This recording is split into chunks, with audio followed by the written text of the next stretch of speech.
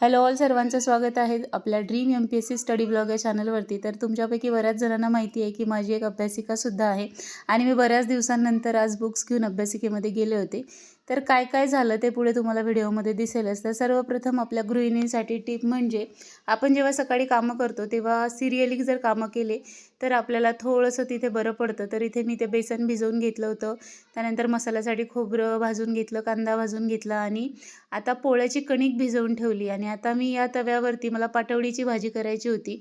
तर या बेसनाच्या याच्यावरतीच पोळ्या बनवून घेणार आणि मग त्याच भाजीमध्ये वापरणार, त्याचाच अरण्यला नाश्ता पण देणार आणि पोळ्या त्याच्यानंतर लगेचच पोळ्या करायला घेणार। जोपर्यंत इकडे या पाटवडीचं याला आयते म्हणतात आमच्याकडे, तर ते बनवून होतील तोपर्यंत मी इकडे हा जो मसाला आहे तो सर्वात आधी बारीक करून तो भाजायला टाकेल, जेणेकरून मसाला होईपर्यंत माझं ते तिकडच्या पाटवड्यात तयार होतील। तर इकडे मी असे कांद्याचे सालबिल काढून ते केलं आहे आणि आता मला ते बारीक करून घ्यायचं आहे। त्याच्यानंतर मग भाजीला टाकायची, फोडणी द्यायची, त्याच्यानंतर इकडे पाटवड्या करून घ्यायच्या। 10:30 वाजले होते, 11:30ला अरण्याला शाळेत जायचं असतं, तर त्याचीही घाई असते आणि स्वयंपाकाची सुद्धा घाई असते। सो असं आपलं सगळी तारेवरची कसरत असते।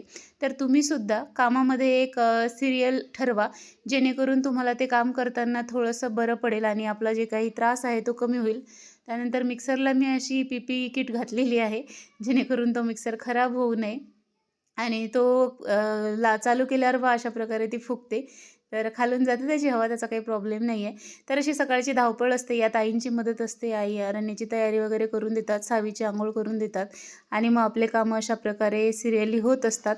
तर आपल्या गृहिणींसाठी हा पोळा करतानाचा वेळ आणि भांडे धुतानाचा वेळ हे एक मेकॅनिक काम आहे, याच्यामध्ये कसं काही नवीनता नाही आहे। भाजीमध्ये तरी आपल्याला कधीतरी भाजीनुसार इन्ग्रेडियंट चेंज करावे लागतात, पण पोळ्या आणि भांडे करण्याची एकच पद्धत आहे। त्यामुळे मग ते करत असताना मी मोस्टली एखादा व्हिडिओ ऐकते, एखादं लेक्चर ऐकते किंवा सिरियल बघते, डोक्याला थोडीशी शांतता। कारण इतके डोक्यात विचार चालू असतात ना, मला डोकं शांत ठेवायची इच्छाच होत नाही आजकाल। त्याच्यामुळे मी सतत काहीतरी एक तर मोबाईलवर व्हिडिओ ऐकणं चालू असतं, नाही तर काहीतरी क्राफ्टचं बनवणं चालू असतं, जेणेकरून डोक्याला शांत ठेवायचंच नाही। आणि मग म्हणूनच या वेळेमध्ये मी करंट अफेअरचे व्हिडिओ म्हणा, हिस्ट्रीचे व्हिडिओ म्हणा, जे सहज ऐकता येतील ना अशा गोष्टी मी ऐकते। ज्या काही टेक्निकल गोष्टी असतात, समजा काही पाठांतरासारख्या गोष्टी असतील किंवा जिथे आपल्याला स्क्रीनवर बघावं लागतं, तर अशा गोष्टी नाही पाहायच्या, जेणेकरून मग आपल्याला ते व्यवस्थित समजतच नाही, मग ते विनाकारण व्हिडिओ चालू असतात। त्याच्यापेक्षा करंट अफेअर्स आपण सहज ऐकू शकतो, बातम्या ऐकल्यासारख्या, किंवा आपलं जे काही इतिहास आहे तर तो आपण सहज ऐकू शकतो। तर अशा गोष्टी या वेळेमध्ये आपण करू शकतो। तर असं सकाळची सगळी धावपळ, इकडे भाजी माझी रेडी झाली होती, भात लावला होता वेगळा आणि पोळ्या पण करून झाल्या होत्या। आता आमच्या घरी जरा जॉईंट फॅमिली आहे, त्यामुळे मग स्वयंपाकात 1-1.5 तास तर लागतोच। तर इथे पहा 11:30 वाजत आले होते आणि मग अरण्य शाळेत गेला, सावी झोपली तिची आंघोळ झाल्यानंतर आणि जवळपास 1 वाजता मी आज अभ्यासिकेमध्ये आले होते आणि खूप दिवसानंतर माझी इच्छा झाली। तर सावी झोपलेली होती, कामं आटोपले होते, तर आईंना म्हटलं की ती उठेपर्यंत मी अभ्यासिकेत जाऊन येते। प्रॉब्लेम हा होतो की आमचं घर आणि आमची अभ्यासिका आहे खूप दूर आहेत, त्यामुळे मग मला सहज जाता येत नाही, यांच्यासोबतच जावं लागतं आणि सोबतच यावं लागतं। त्यामुळे मग ते माझं घरी राहणं जास्त चालू आहे आणि सावी सध्या लहान आहे आणि ती राहत नाही, त्यामुळे मग माझं जवळपास ती झाली तेव्हापासून अभ्यासिकेत जाणंच बंद आहे। तोपर्यंत मी कंटिन्युअसली अभ्यासिकेमध्ये जायची आणि अभ्यासिकेमध्ये गेलं की आपला अभ्यास काय आहे तो एकदम शांत वातावरण असतं आणि आपला अभ्यास व्यवस्थित होतो। तर ज्याही गृहिणींना शक्य असेल ना, मी सजेस्ट करेल, आता माझी अभ्यासिका आहे म्हणून मी सांगते असं नाही, तुम्ही काय माझ्या अभ्यासिकेत येऊन ॲडमिशन नाही करणार, परंतु जर तुम्हाला शक्य असेल ना, तुमच्या आसपास जर एखादी अभ्यासिका असेल तर नक्की जा। अभ्यासिकेमध्ये जे इतर विद्यार्थी अभ्यास करत असतात, मग त्यांना पाहून काहीतरी आपल्याला कळतं गोष्टी की काय चालू आहे नेमकं बाजारामध्ये आणि आपलाही अभ्यास तिथे खूप शांततेने होतो। आता मी फक्त 1.5 तास अभ्यासिकेमध्ये गेले तर माझा कालचा राहिलेला जिओग्राफीचा जो बॅकलॉग आहे तो कंप्लीट झाला। काल मी 4 प्रकरणं ठरवले होते, पण रात्री माझे 2च वाचणं झाले, 2 राहिले, तर ते मी मग आज कंप्लीट केलं। त्यानंतर मी जे जवळ इथिक्सचं 1 पेज लिहिणार होते तर ते माझं तिथे कंप्लीट झालं। त्याचसोबत तिथे जाऊन आपल्याला जे काही करंटचं आहे तर ते म्हणा, म्हणजे जे काय करायचं आहे ना तुमचं अभ्यासिकेमध्ये, त्या 1-1.5 तासामध्ये जेवढा अभ्यास होतो ना तेवढा तुमचा घरी दिवसभरातही नाही होणार। इतकी शांतता अभ्यासिकेमध्ये असते, प्रोडक्टिव्हिटी आपली जास्त होऊ शकते। तर तुम्ही ट्राय करा, नक्की अभ्यासिकेमध्ये जा, त्याचा तुम्हाला खरंच फायदा होईल। आणि इथे मी जाऊन माझं जे काल राहिलं होतं भूगोलाचे 2 प्रकरणं ते कंप्लीट केले। पहिलं 2रं तर ऑलरेडी झालं होतं, 3रं झालं होतं आणि 4थं थोडंसं बाकी होतं, तर ते इथे आता कंप्लीट झालं माझं। आणि आधी मी जेव्हा गेले ना तेव्हा लाईट नव्हती, त्यानंतर लाईट आली आणि मग त्याच्यानंतर माझं राहिलेलं भूगोलाचं मी जे कंप्लीट केलं त्यानंतर. आता पहा, आपण टार्गेट ठरवतो आणि मग ते तसेच्या तसे कंप्लीट होतील असा आग्रह ॲटलिस्ट आपण सुरुवातीच्या काळात तरी धरायला नाही पाहिजे. कारण की गोष्टी ठरवल्या तशा झाल्या नाही की मग आपल्याला त्याचा त्रास होतो. म्हणून मग जसं होईल तसं सहज चालू द्या. खूप स्ट्रेस घ्याल, खूप मोठाले टार्गेट ठरवाल आणि मग ते कंप्लीट नाही होणार तर मग त्याचा त्रास होईल. परंतु काहीच करू नये असाही आपला दिवस जाऊ देऊ नका. काही ना काहीतरी चालू राहू द्या, जेणेकरून आपल्याला स्ट्रेस येणार नाही आणि रोज आपला अभ्यास जो आहे तो कंटिन्यू होत राहील. अशाच प्रकारे आपल्याला अभ्यास करायचा आहे.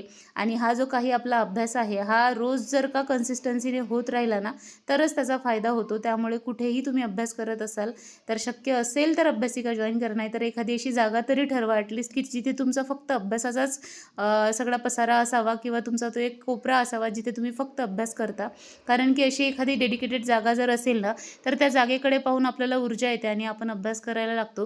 ह्या गोष्टी खूप छोट्या छोट्या असतात. आपल्याला एखाद्या लहान लेकरासारखं वाटतं. आपल्याला वाटतं की आता आपण मोठं झालो आहे, कशाला पाहिजे अभ्यासिका, कशाला पाहिजे एक सेपरेट खोली, कुठेही करता येतो. करायचं असलं ना तर कुठेही करता येतच. परंतु जर का आपल्याच्याने होत नसेल तर मग अशा काहीतरी गोष्टी आपल्याला पुश करण्यासाठी तिथे कराव्या लागतील.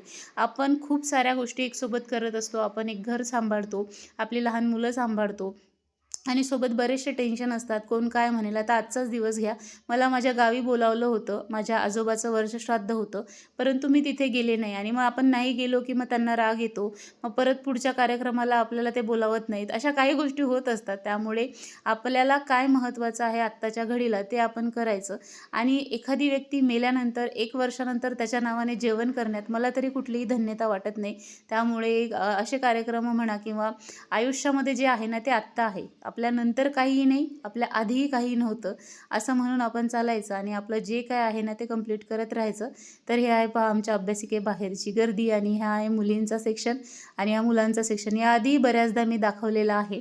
सो अशी अभ्यासिका आहे आपली. आणि मी हे 2-3 वर्षात म्हणजे जेव्हा अभ्यासिकेचं बांधकाम चालू होतं तेव्हा लावलेलं झाड होतं आणि 2-3दा याला निंबू येऊन गेलेत आणि आता परत याला फुलं आलेले आहेत, छोटे छोटे लिंबूसुद्धा लागलेले आहेत.